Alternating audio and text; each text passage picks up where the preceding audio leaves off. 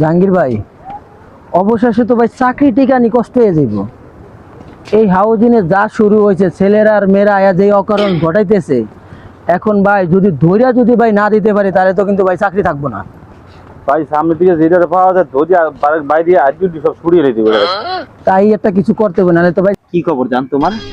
জান, তুমি খালি আশা দাও, কোনো কিছু দাও না। এই বাজে কি দিয়ে ময় বুঝছো? তোমারে তো আমি সবই দিই, কি না দিই? না তুমি দাও না জান।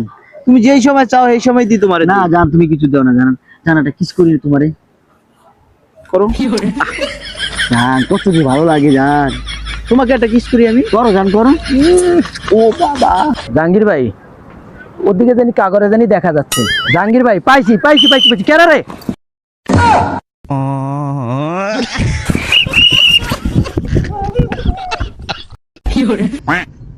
ইসরায়েল ভাই হালাই তো ফলাইছে।